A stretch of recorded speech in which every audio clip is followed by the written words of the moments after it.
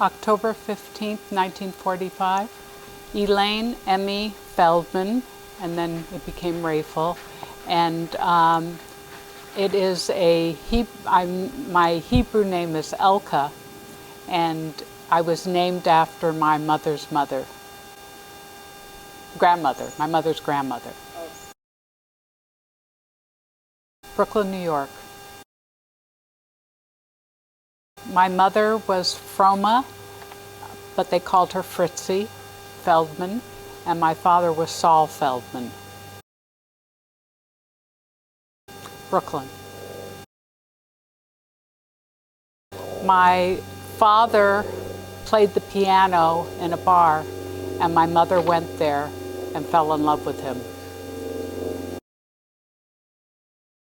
One brother who passed away, and his name is Neil, and he passed away at 54 of leukemia. I went to 5 elementary schools. It was pretty rough. The first one was called Gardner Street Elementary School in Hollywood. I went there for kindergarten and first grade. And then my family moved to Beverly Hills, and I went to Hawthorne for second and third. And then my father bought a business in Calgary, Alberta, Canada, so we moved up there for fourth grade. And then we moved back, and I went to Carthay Center School down by Olympic, and then I went to Laurel Avenue School, and after that I went to Bancroft Junior High, and then Hollywood High School, Valley College, and LA City College. The best part? The best part was going to junior high school and for 3 years being able to make friends that lasted. That was the best part. Because when I went to 5 elementary schools, it was rough. The hardest part about school was when I left LA to move up to Calgary, Alberta, Canada. I was a brownie. And then when we came back, I wanted to join the Girl Scouts, and they wouldn't let me be a Girl Scout because I didn't fly up. And that was a really tough thing for me. I had a few best friends. One of them was Gail Goldman. When we moved to Hollywood, we lived next door to them, and our parents became good friends, and our fathers were in business together, our mothers were best friends, and we're still friends. She lives up in Portland, Oregon, and we're still friends. Then another friend was a friend of my parents, their daughter. Her name was Susie Lewis. And then from junior high and high school, there was Barbara Shapiro, Cheryl Glassman, and Judy Edwards. Well, one of the things when I was in elementary school, playing in the street at everybody's house, drinking out of a fire hose, playing hide and seek, making forts and caves, roller skating, swimming, movies, miniature golf. And there was a place on, I think on Melrose or Beverly Boulevard, there was a TV, there was a Fairfax Theater, and then there was a bouncy place and a miniature golf place, and we hung around there. And one of the things we loved to do was prank calling, on the phone, and going to the beach by bus. When I was 12 years old, we started going to the beach by bus. And slumber parties, volleyball, watching TV, and such.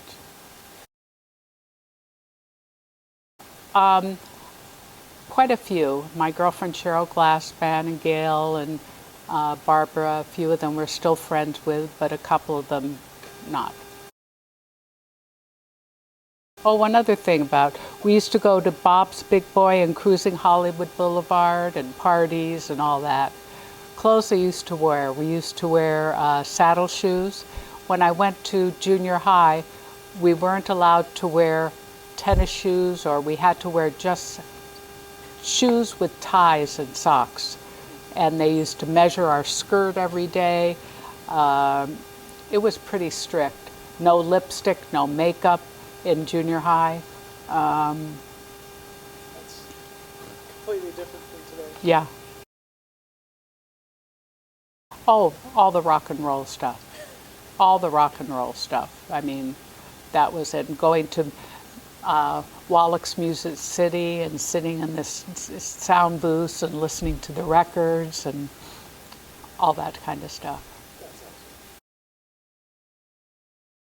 Oh, A Summer Place. That was a wonderful one. What other ones? I played volleyball and swimming. Emy Raphael. My husband was born in Hamilton, Ontario, Canada, January 24th, 1943. I went up to Hamilton, Ontario, Canada with my girlfriend from here, and I met him at a coffee shop. My girlfriend and I both went to the coffee shop, and she met her husband and I met my husband. And we dated for 3 weeks and decided to get married, and we got married 3.5 months after we met. And I was 6 days before I was 19, I got married. I was married at the Valley Jewish Community Center on October 9th, 1964. And the honeymoon? We went to Palm Desert for the weekend. My husband was in school, so we just went for the weekend to Palm Desert. One story about early marriage is my husband went to a bank and got a free piggy bank. And I used to play cards, and I would put my winnings in the bank and then shake it out if I lost. And I knew I had about $20 in there, and I wanted to buy a pair of capris. So my husband saw me with a hammer going to the piggy bank, and he said, "That's my piggy bank." Anyways, he said, "I'll get it out." And he tried to get it out with something, and it broke, and he went crazy, and we had this huge fight over it. Lee Stewart Raphael, May 5th, 1968. Lynn Shapiro, June 22nd, 1970. And Jennifer Naukomsky, May 30th, 1972. Well, when I was pregnant with my third child, we went out, and that's when the younger one was in her terrible twos, and I went, "Oh my God, I can't believe I'm going to have 3 children." And it was a very crazy household. My 2 daughters were very close, and they had the common enemy, their brother. So it was a very turbulent household. But they're now very close. Favorite holiday memory? I think it had to be every year for 37 years, we went with our kids in a motorhome to the Seder in the desert. And we would have a Passover service, and it was fabulous. That was the best holiday memories.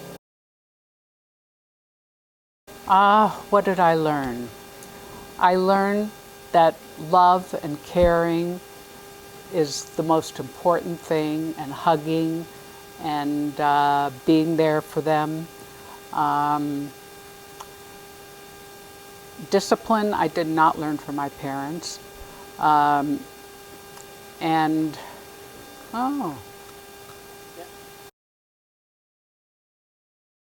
What have number 1, encouraging my children to go to school.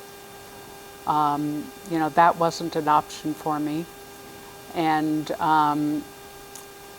just being involved, having all their friends over, and just, you know, being very much involved.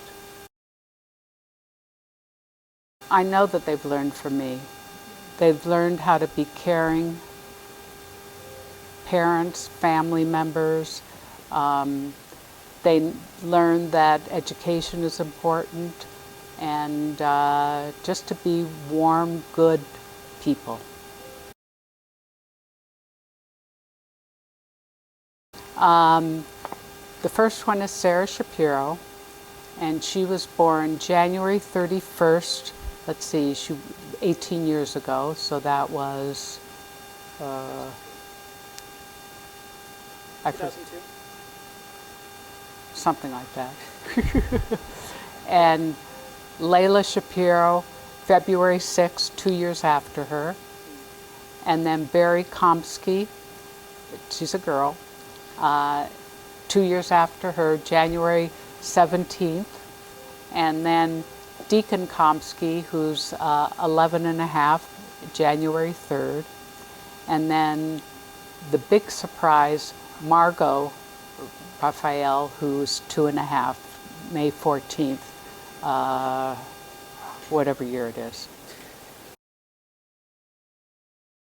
Oh, it just is so,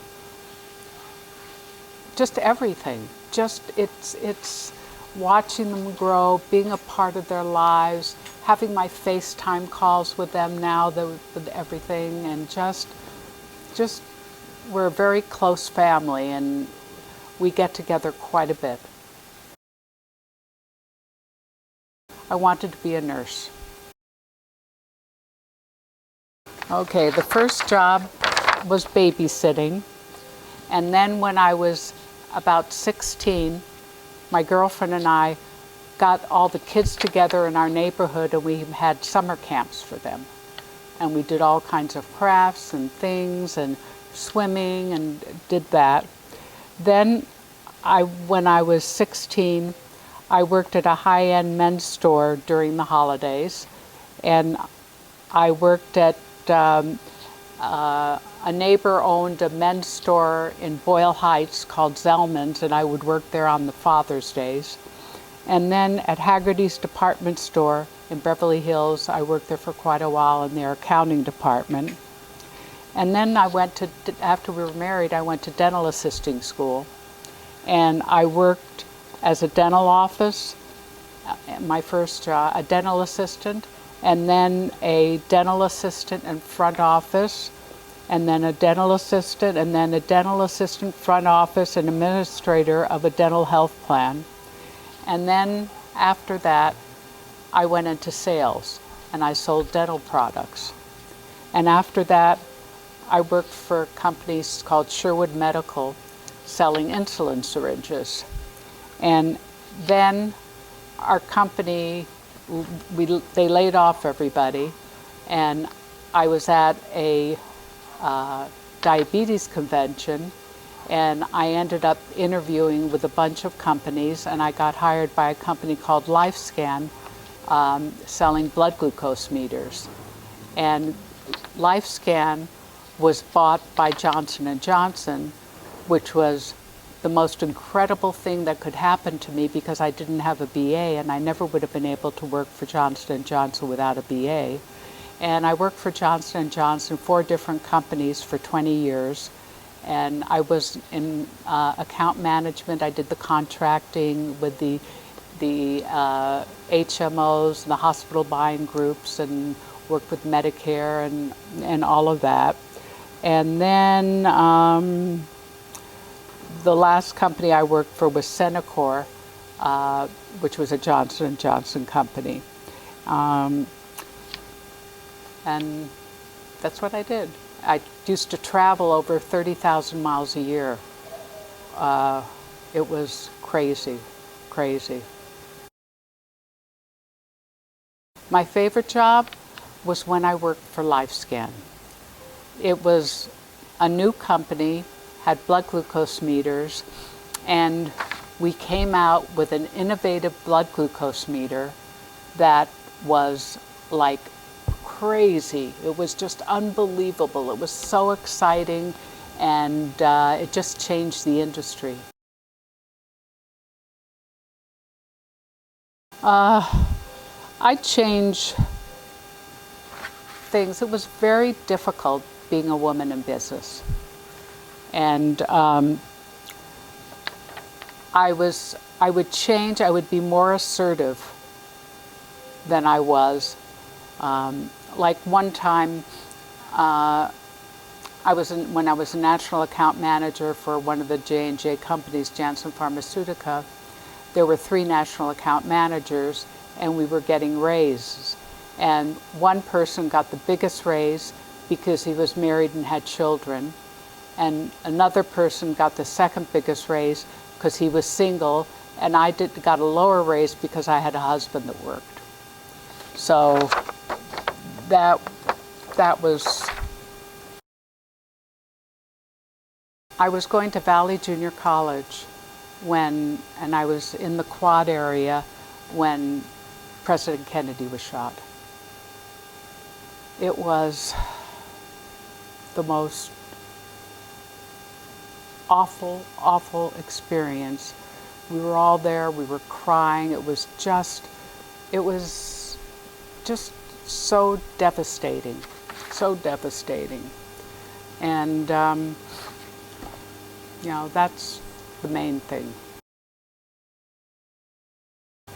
When I was about 11 years old, I had a doll with green hair. And my mother and my aunt went to the Beverly Wilshire Hotel, and standing there was Elvis Presley. And he came up to me, and he wanted to hold my doll. And it was like, oh my God, my cousin wanted to buy the doll off me. It was just unbelievable, unbelievable. And another thing that was unbelievable is when I worked for Johnson & Johnson, I was in middle management, and a person by the name of Alex Gorski was a rep, and I used to work with him in the field, and now he's president of Johnson & Johnson.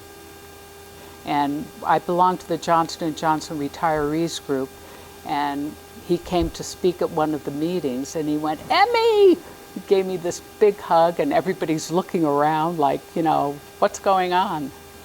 But another famous person that really touched me was when my husband was in the hospital, and the surgeon and my daughter and I went in the elevator to go up to see him in the recovery room, and in the elevator was Sidney Poitier. And I stood there and I went, oh my God, oh, I'm so sorry, but I love you, I can't believe it's you. And my daughter said, can I take a picture of the two of you? And she took a picture of me with Sidney Poitier. Well, another thing was that my brother was in the Korean War. And he used to write, I still have all his letters that he used to write. He was missing in action 3 times. He had malaria.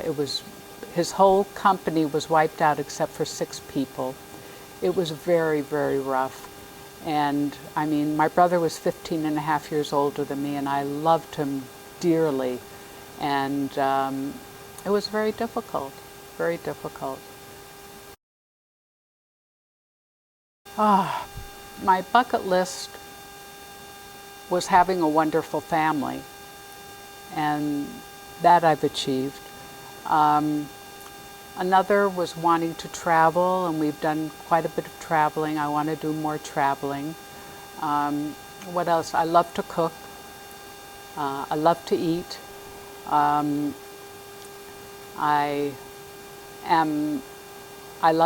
exercise quite a bit. I've been doing Pilates for 36 years. And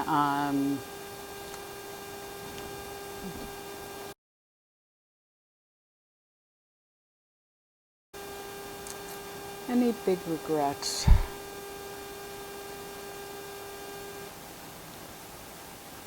I don't think so. It's a good place to be. I don't think I have any big regrets. No. my family. My idea of perfect happiness is to have my whole family healthy and happy, and to be around them, and to be with my friends, and to enjoy life, you know.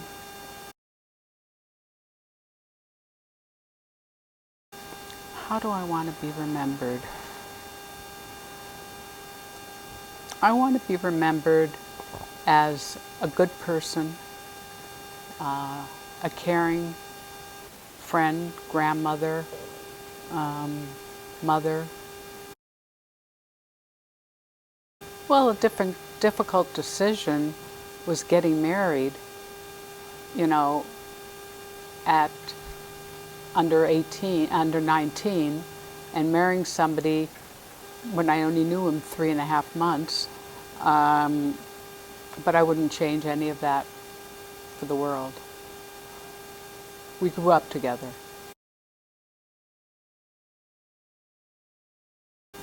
When did life not go my way? I don't know. I can't think of anything that just illnesses and accidents and such. That's when life hasn't gone my way. How to remain strong and to,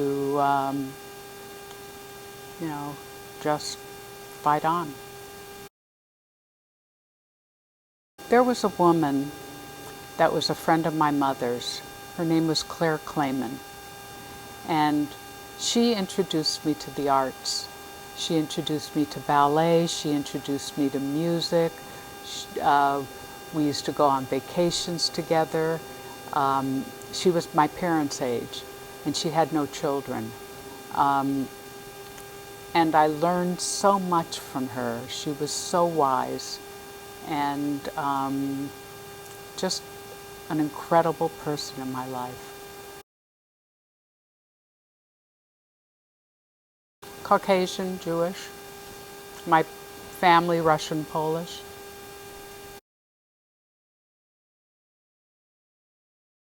Pretty bad.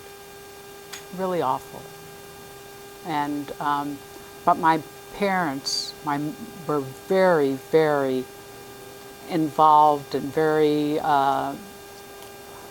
liberal with everything. And in fact, we used to have a black housekeeper, and on the weekends, sometimes I would go home with her.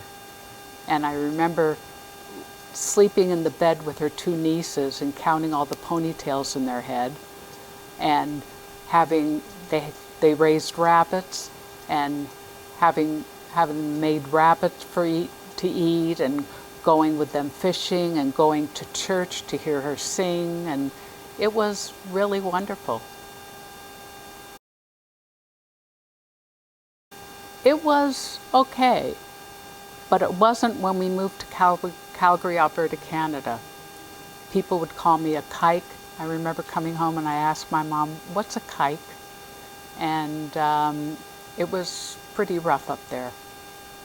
I was in 4th grade.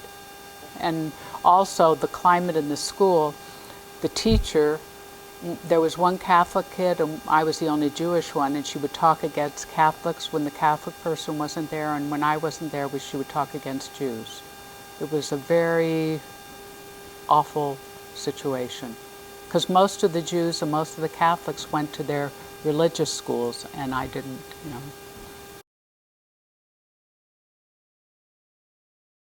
Well, we've moved.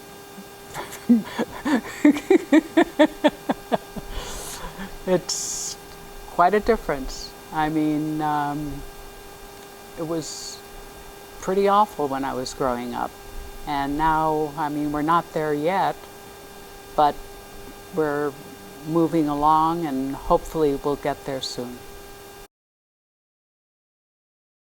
Oh my God, it's awful.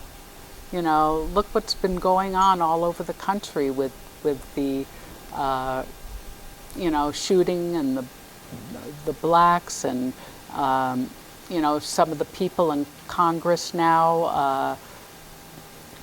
and it's a pretty awful situation, what's going on.